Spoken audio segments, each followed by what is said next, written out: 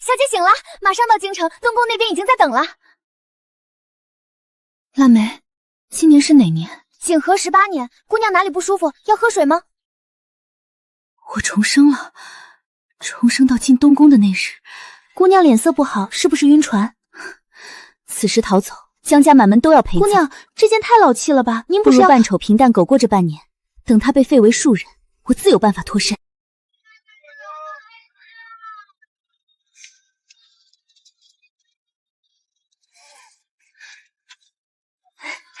这消息。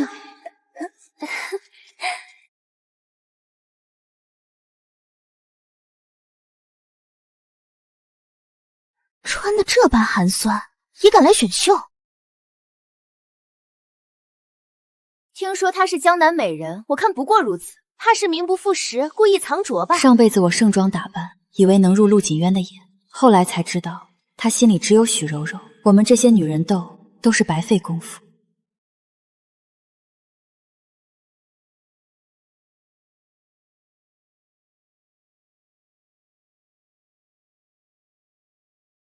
太子殿下金尊玉贵，不能有任何差池。你们站成一列，自个儿把衣裳去了。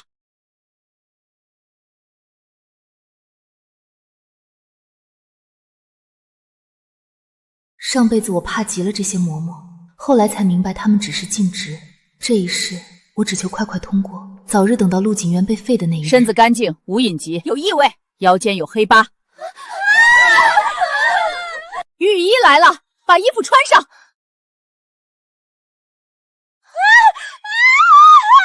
三位姑娘姿容出众，又是完璧之身，恭喜通过验身。晚膳时分，带你们拜见殿下。姑娘先喝口水，奴婢为你梳妆。上辈子就是李嬷嬷伺候的我，她是个面冷心热的人，我却一直害怕她，到后来才明白她的好心。嬷嬷，我们主仆一体，往后要相互扶持。是。小姐，时辰到了，该去承前殿了。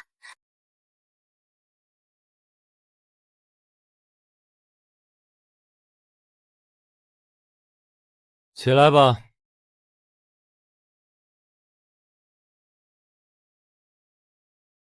今年19岁，立为太子刚满1年，正是少年意气、春风得意的时候。前世发生了那么多事，我记忆中的他是历经变故后的他，倒是记不清初见时他是什么模样。殿下，已仔细查验，都是家世清白的官眷女子，身体康健，没有隐疾。看着安置吧。果然和前世一样，他眼里只有许柔柔，哪里看得见旁人？站住！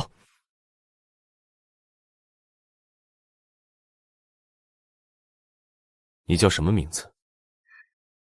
怎么回事？上辈子直到他太子被废，我不顾一切也要跟在他身边的时候，陆景渊才留意到我的存在。民女江之薇叩请太子殿下万福金安。抬起头。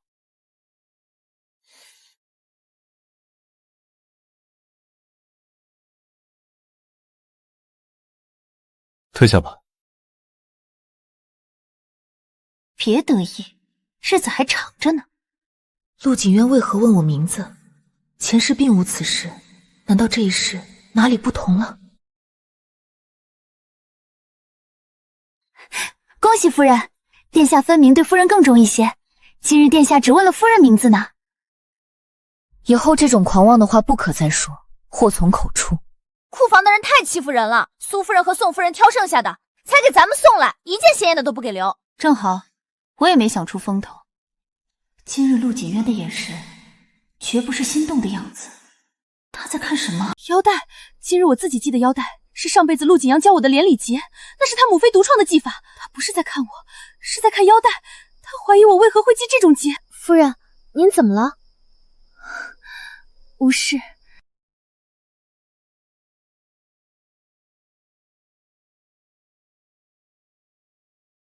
之薇，殿下，孤的母妃曾创一种腰带技法，取名连理结，比寻常技法更别致亦更显腰肢。我原打算交给未来的妻子，算作缅怀。殿下是说江夫人的腰带，那技法母妃从未外传，她怎么会？会不会是巧合？孤从不信巧合，叫人盯着她他的一举一动，每日向姑禀报。江之薇，你究竟是什么人？为何会有母妃的戏法？又为何对姑避之不及？夫人，承前殿派人来了，殿下传您去伺候。果然来了，他是为了腰带的事，快为夫人更衣梳妆。殿下真是看重夫人呐。那件秋香色的呢？啊，那件太老气了吧？夫人今日就穿那件。大清早的，你跑来承前殿做什么？回苏夫人，奴才奉殿下旨意，传江夫人去承前殿伺候。殿下召他，江之薇会研墨吗？妾身愚笨，不通笔墨。不通笔墨？你们江家是江南诗书世家，门中曾出3个进士，你怎么会不通笔墨？妾身父母早亡，荒废诗书，不曾习过琴棋书画。既然不会，那就用心学着吧。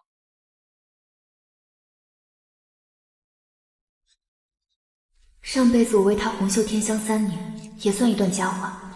只是侧妃许柔柔进门后，一切不是不会研墨吗？是李德顺公公教的好。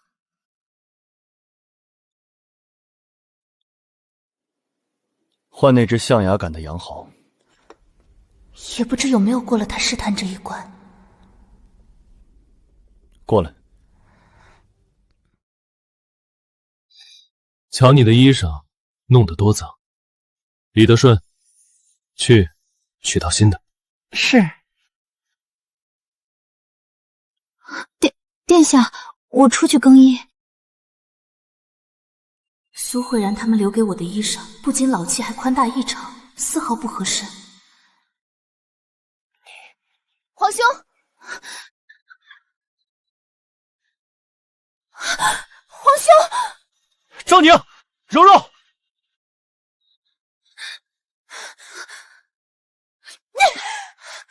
皇兄太不知羞了，大白天在书房跟侍妾不清不楚。赵宁，你听姑解释，她是姑的侍妾，腰带松了，衣裳才滑下去。若当真在做什么，又怎会衣衫完好？姑对他们没兴趣，方才只是意外。话说回来，你们今儿怎么想着来东宫了？下个月是皇兄生辰，母后知道皇兄忙于政事，怕你来不及筹备，所以让我和柔柔来帮忙。皇兄美人在怀，看起来是用不着我帮忙了。既然是母后命你来帮忙，那你更不能走了。我是可以不走，可是柔柔还生你的气呢。渴死了，皇兄，我先去承前殿喝口茶。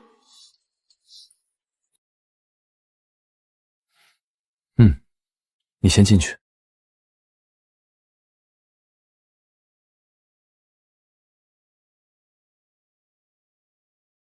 柔柔，你信姑，方才真的不是你们看见的那样。殿下说什么我就信什么。我知道那些侍妾都是皇后娘娘授意才进东宫的，殿下跟他们……柔柔，姑对他们没兴趣，方才只是个意外。是那个女人勾引殿下吗？虽然姑不喜欢那个女人，但不得不说，姑特意叫她来书房伺候，她的神情分明是心不甘情不愿的。我没有生气，也不敢吃醋。殿下，我只是觉得这些侍妾出身卑贱，不知道会使多少下作的手段勾引殿下。殿下往后不要宠幸他们，好不好？殿下，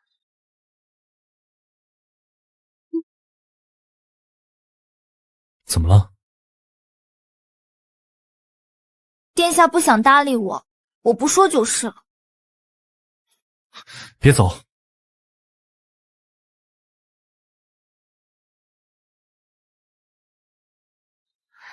殿下不让我走，我不走就是了。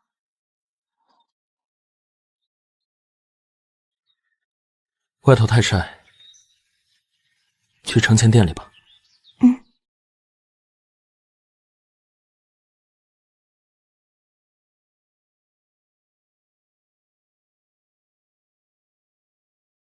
方才就是你缠着皇兄，本宫告诉你，别以为母后应允你们进东宫就可以胡作非为。若再发生今日之事，本宫一定奏明母后，将你撵出东宫。撵出东宫，还有这样的好事？你好自为之。妾身多谢公主提点。柔柔，你跟皇兄都说好了。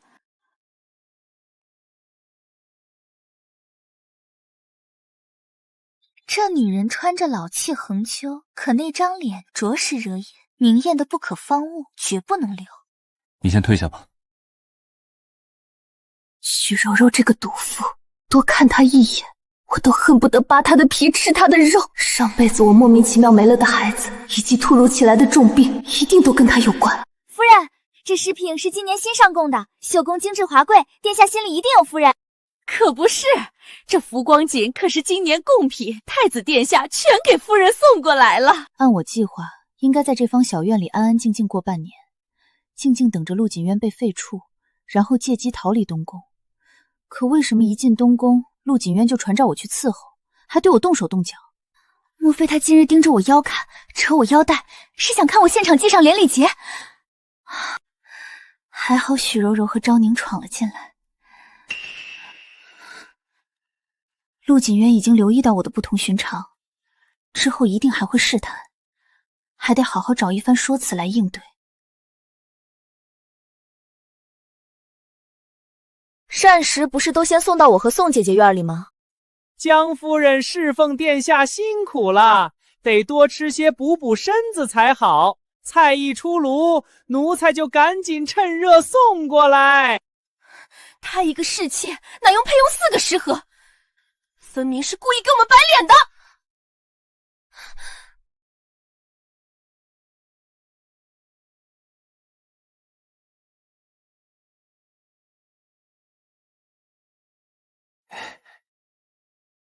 娘娘，您尝尝这个。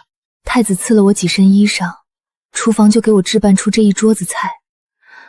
2天发生这么多事，往后不知道还会有多少麻烦。有劳公公了。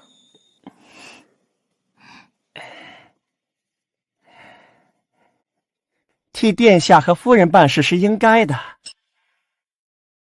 夫人不必在意，如今有太子殿下的宠爱，便是不给赏银，他们也不敢怎么样。谁让你们在院子里大声嚷嚷太子赏的衣裳？奴婢也是想给夫人出口气。夫人刚进府，那些人就开始欺负夫人，叫他们知道夫人得宠，便不敢欺负了。夫人的吩咐，我们做奴婢的不敢忘，只是东宫里的下人都是拜高踩低的，若不把太子殿下的宠爱宣扬一番，他们只会变本加厉。苏慧然和宋清欢咄咄逼人，夫人若不张扬，只怕他们逼得不成样子。你们俩都是我信得过的人，若你们不按照我的吩咐行事，往后我在东宫只会越来越艰难。夫人已经拔得头筹，得了太子殿下的喜爱，往后的路只会越走越顺。太子殿下不过是照我过去侍奉了笔墨，谈不上什么宠爱。陆锦渊早晚会被废，这一世没有我做供养他，他迟早会饿死在街头。等到他的尸体被人发现的时候，我一定要走过去，狠狠啐上一口，以泄心头之恨。每月30两，一半要赏下人。衣上首饰有皇家徽记，不能变卖。前世我偷学会了调制脂粉的手艺，可开铺子至少要1000两，钱是攒不出来的，得找出钱生钱的法子才行。夫人，外头有人传昭宁公主旨意，让夫人即刻前往和风亭。何事？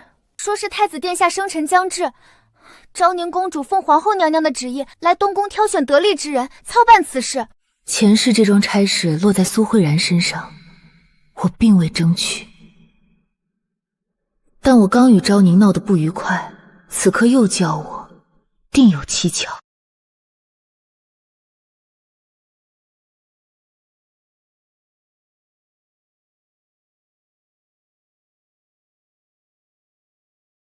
要我站着等？许柔柔，你这点手段，上辈子我见得多了。这是哪儿来的乞丐，坐在这儿讨饭呢？还是江夫人洒脱，走到哪儿做到哪儿，咱们姐妹学都学不来。两位姐姐来了，公主殿下和许姑娘也该到了吧？进去吧。苏慧然，你上辈子协理生辰宴得意一时，最后却死得不明不白，这辈子你尽管去争。宋清欢，你表面亲和，实则心机深沉。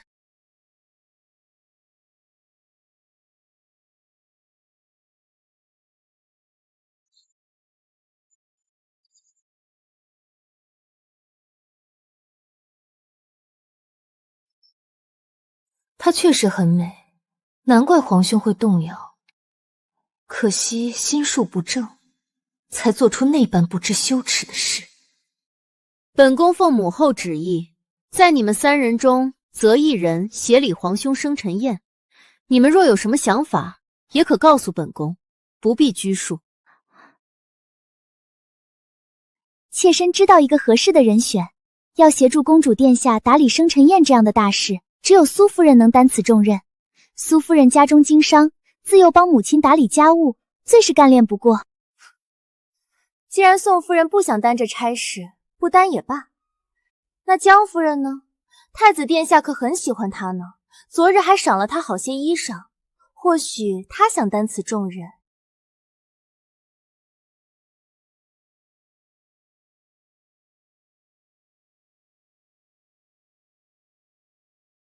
妾身跟秦夫人来和风亭，远远的就瞧见江夫人坐在廊下。妾身羡慕沈夫人的洒脱，不过打理生辰宴这样的大事，这样不拘小节的性子，怕是不太合适。也难怪旁人会议论。什么？江夫人刚进东宫就这么没规矩，坐在廊下像个乞丐，往后还不知道会怎么样呢。公主还是略施惩戒吧，让她知道东宫的规矩。你觉得该如何惩戒？既然不想站着，那便跪下吧。贵族一个时辰，让他长长记性。上辈子我接触你太晚，竟不知你这般狠毒。今日我便撕烂你这张虚伪的面具。跪下！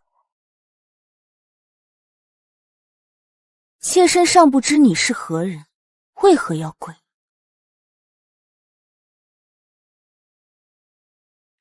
这位是荣国公府的2姑娘许柔柔，本宫的伴读，跟皇兄也是自幼相识。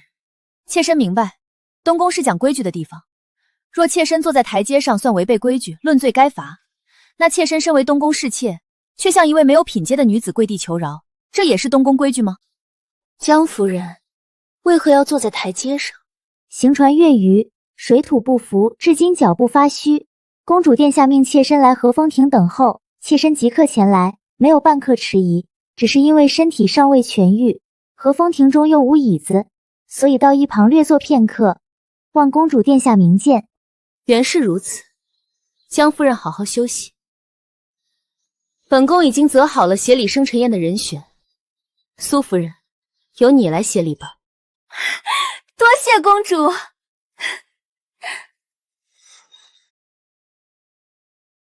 你在想等当了太子妃再收拾我？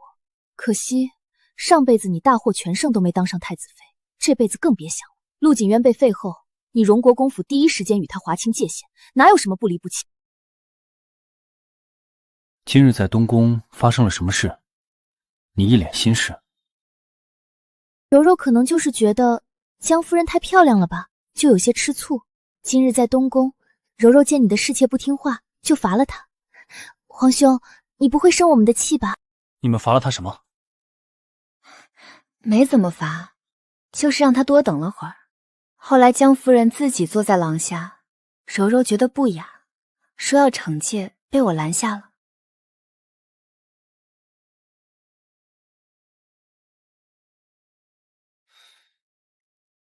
让他多等1个时辰，还撤走了椅子。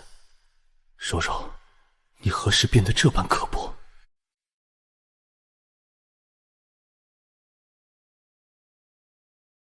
皇兄，我有一个问题一直很好奇，你为何那么喜欢柔柔？怎么突然问起这个？就是今日，我发现柔柔跟我想的有些不一样，她没有那么好。你差2月3岁时，姑的母妃突然过世，有那么4、5个月，身边只有2个奶嬷嬷，其他皇子时常欺负姑，藏姑的食盒，破脏姑的书本，直到姑最亲近的2个奶嬷嬷被送出宫。那天之后，姑突然病倒，险些撑不过去，是柔柔在御花园救了姑，还给了姑一块桂花糕。也是那一天，母后将姑接进坤宁宫，所以从认识柔柔的那一天起，姑就不再倒霉了。皇兄，父皇母后并不想让柔柔做太子妃，你知道吗？姑每回提定亲，父皇母后都搪塞推脱，姑自然知道。那皇兄打算怎么办？先打理好父皇交托的正事，往后再慢慢求情。那石阶又冷又硬，做得我难受。夫人，承前殿来赏赐了。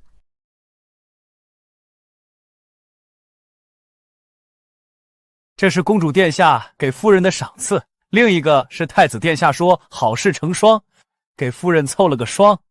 殿下还说江夫人受委屈了。多谢大人。大人，一点心意。好说好说，告辞。赏的东西不能吃，不能换钱，还要给赏钱。陆锦渊，你一再赏我，是要把我逼成穷光蛋吗？说到一个，上辈子我为你做牛做马，这辈子还要为你破财。夫人，这些首饰真好看，殿下心里还是有夫人的。给你的红包还剩多少？还剩2个。光是这些赏赐的赏钱就要把我掏空了。这些首饰有皇家徽记，不能变卖，带与不带有何区别？必须想个钱生钱的法子。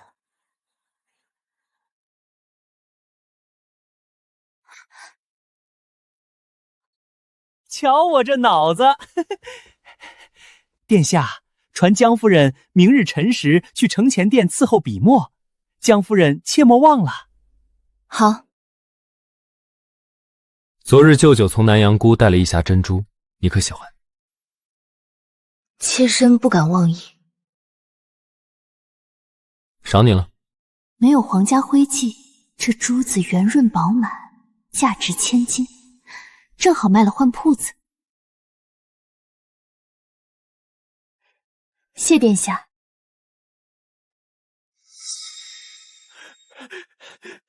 殿下，昭宁公主传话，许小姐头疼的厉害。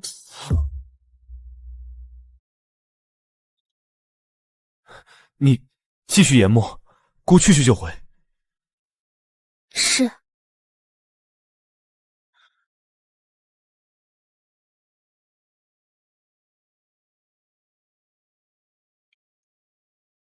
去就回，上辈子这句话我听了3年，从未兑现过。夫人，殿下怕是不回来了，雪姑娘留殿下用晚膳。知道了。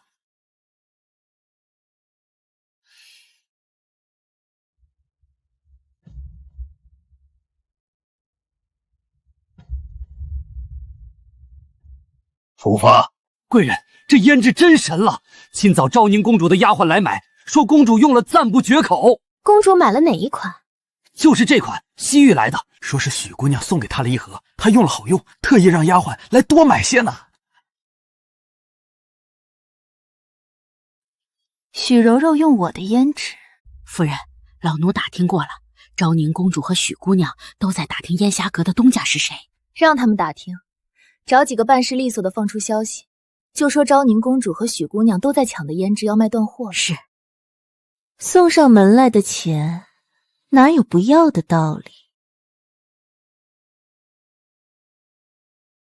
皇兄，这胭脂是柔柔寻来的，我用了半月，肤色亮了许多。殿下，我特意多备了一盒，想送给江夫人。她素日不施粉栽，怕是没见过这般好东西。她不必用这些。殿下说的是，江夫人天生丽质。皇兄，你能帮我打探打探烟霞阁的东家是谁吗？整日待在宫里太烦闷了，要是能知晓是谁，约出来解闷。整日待宫里，很烦闷吗？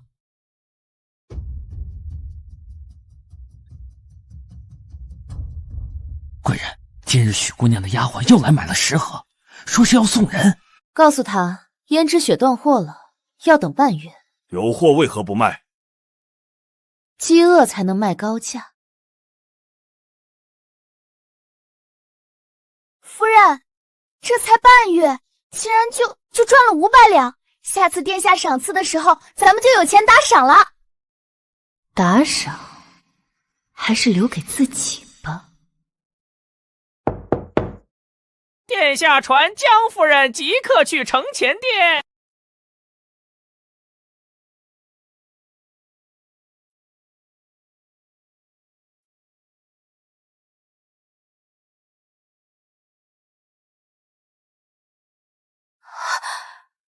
胭脂雪，这胭脂，你可识得？他查到了，不可能！刘大嘴严，铺子挂的是别人名头，妾身不识。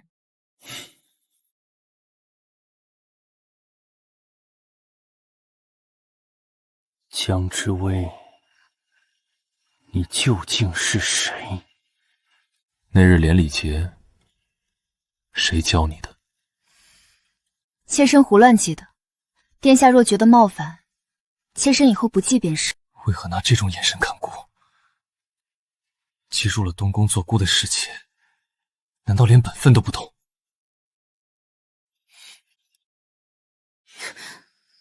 殿下自重。自重？便是姑在这要了你，你也该觉得是恩赏。殿下，许姑娘咳血了。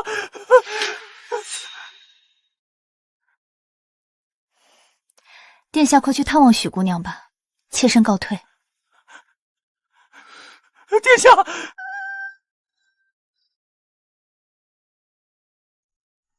为何他越冷漠，姑越放不下？好了，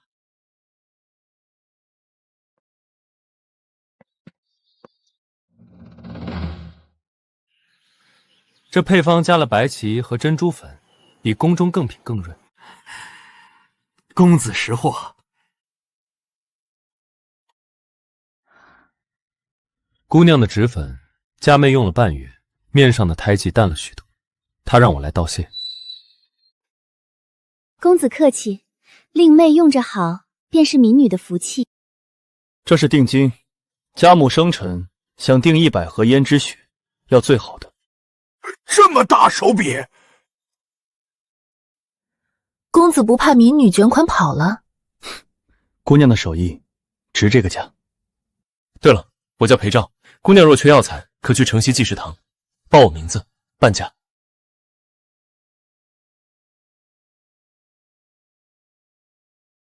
裴昭，镇北侯世子裴昭。夫人，老奴打听到一件事，太子殿下在查烟霞娥的东家。查到什么了？暂时没有，但殿下派了暗卫，日夜盯着铺子。陆景渊查不到真相不会罢休的，要加快速度了。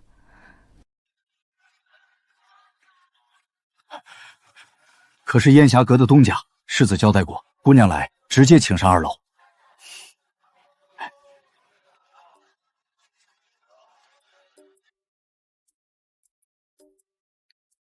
姑娘考虑好了？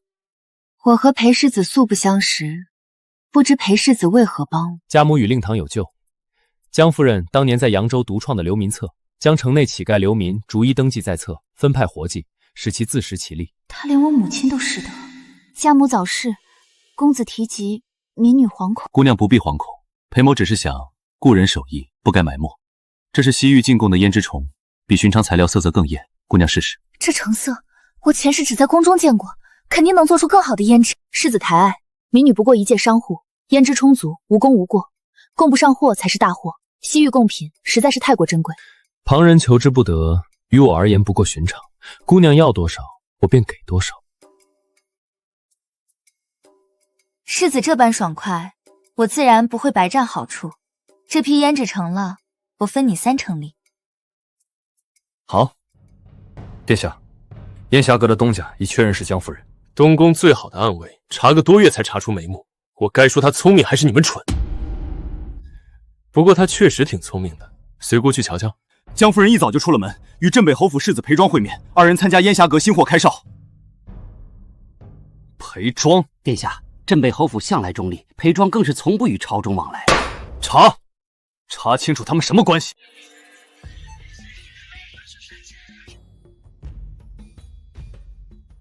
世子还会这个？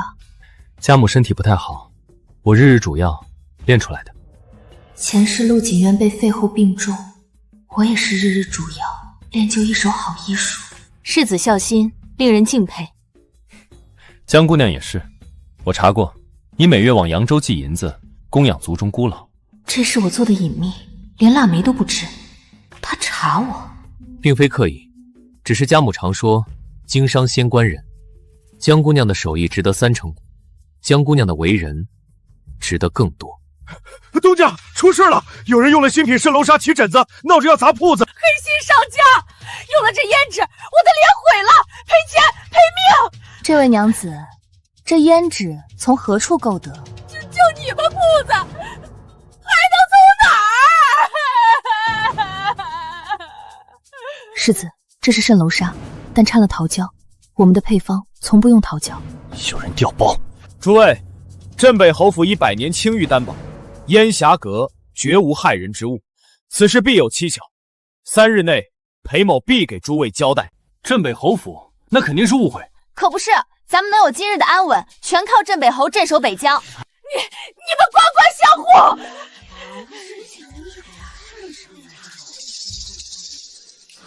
江姑娘，信我，3日，我帮你查清。上一世我被陷害，陆锦渊只会骂我蠢，原来被人护着是这种感觉。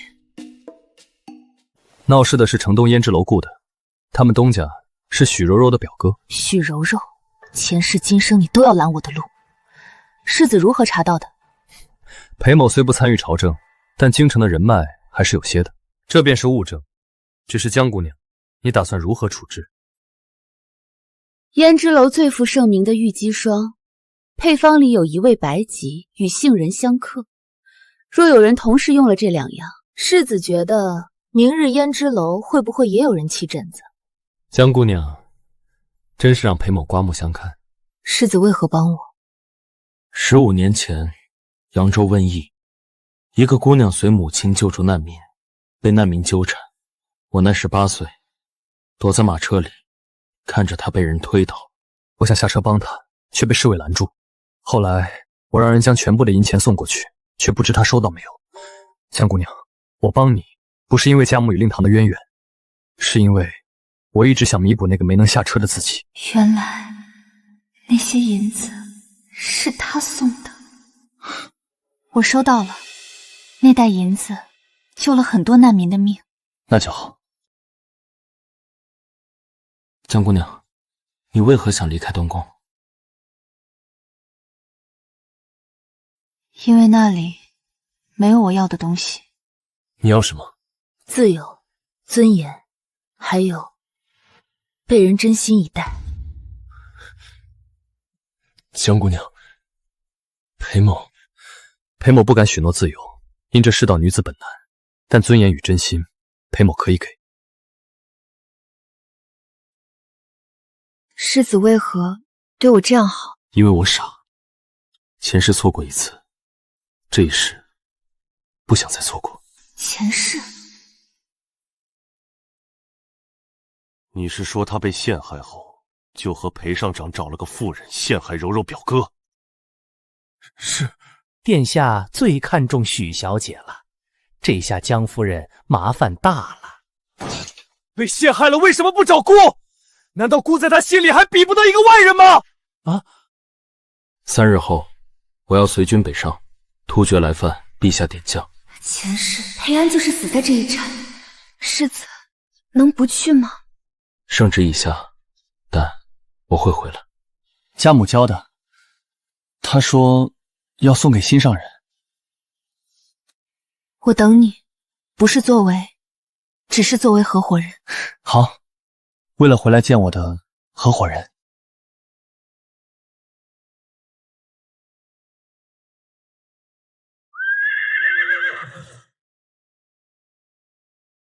等我回来。我每日数着，超过100日，我便另找合伙人。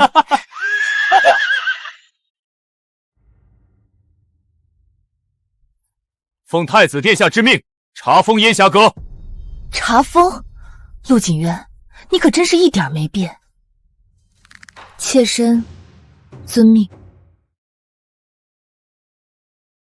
江夫人，殿下让您好好反省，反省好了再去找他。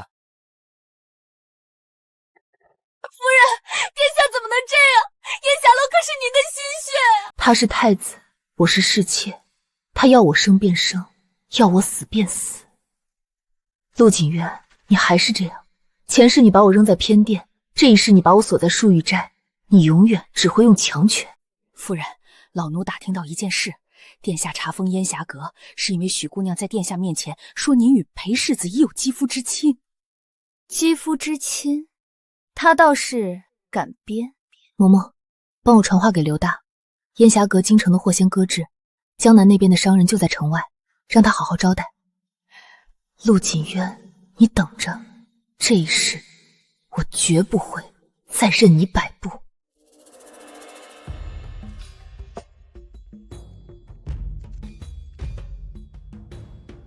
夫人，殿下每日都来树雨哀外，站上1刻钟却不进门。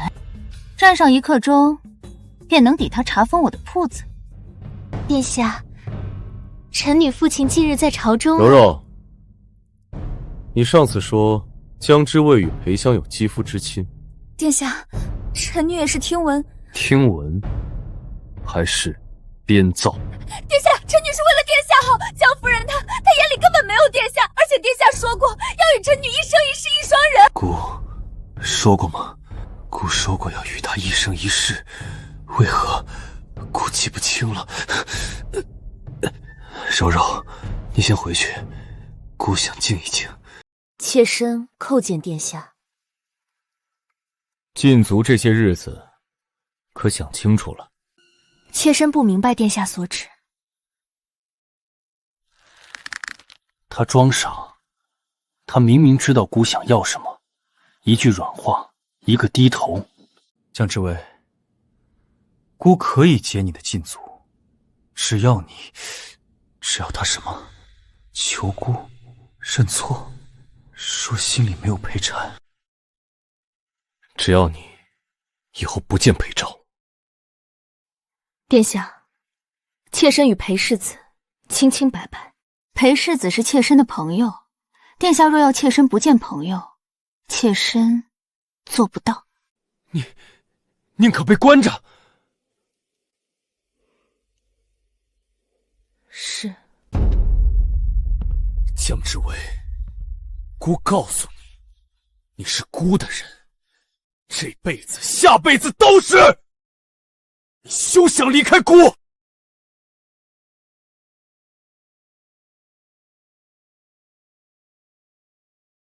殿下若要关妾身一辈子，便关着吧。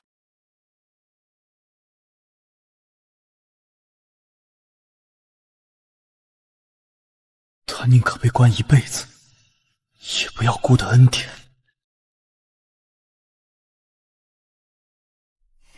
殿下，臣女听闻江夫人又惹殿下生气了，她真是不识好歹。闭嘴！殿下，姑的事，轮不到你智慧。来人！许小姐还未婚配，就自由出入东宫，委实不妥，将她带出去。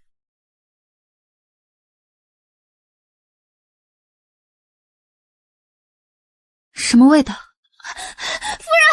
走水了，院子着火了！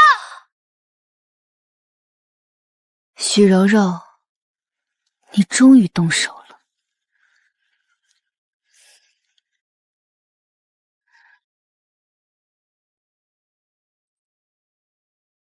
之外，殿下，许姑娘疾病可险了，求殿下快去！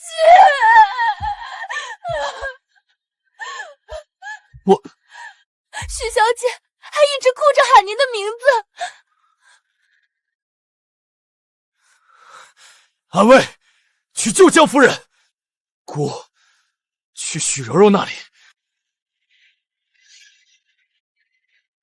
是。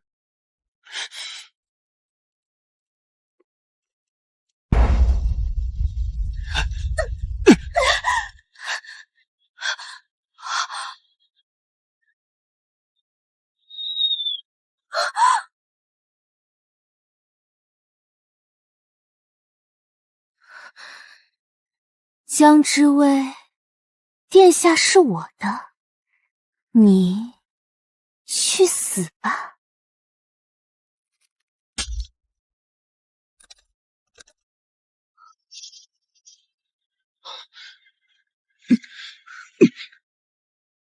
你回来了，我不能这样走，陆锦渊会追。会查，会迁怒于你。你想怎样？假死！嬷嬷，给许柔柔换上一套我的衣服，戴上我的首饰，就说是烧死的江夫人。夫人，从此世上再无江之薇，只有烟霞阁的东家。好，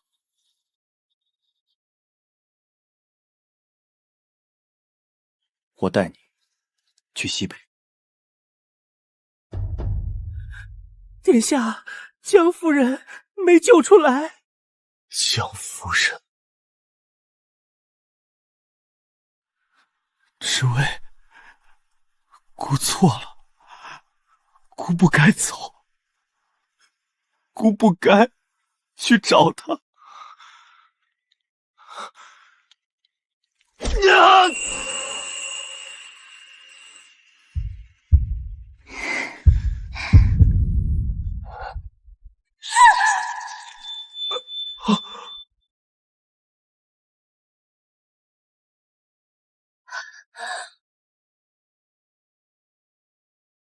殿下，这节真好看，愿来生不负见。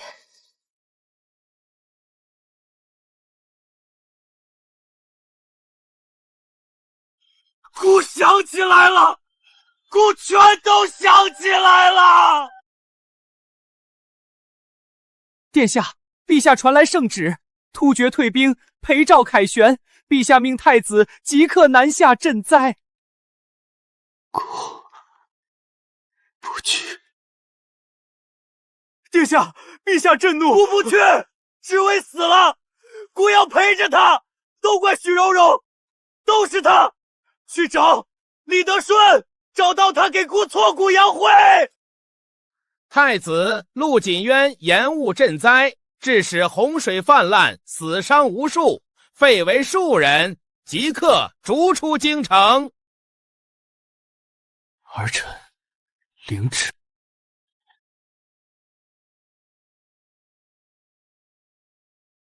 这位今日又赚了300两。世子如今比我还像商人，还不是吗？裴某只是想帮你。之薇，我有话想说。前世我未能护住你，这一世我想娶你，不是作为合伙人，是作为想共度一生的人。前世我追逐天三一生，从未被人这样珍重过。好，但我要先教你如何算账。我的嫁妆我自己赚。好，裴某入赘也行。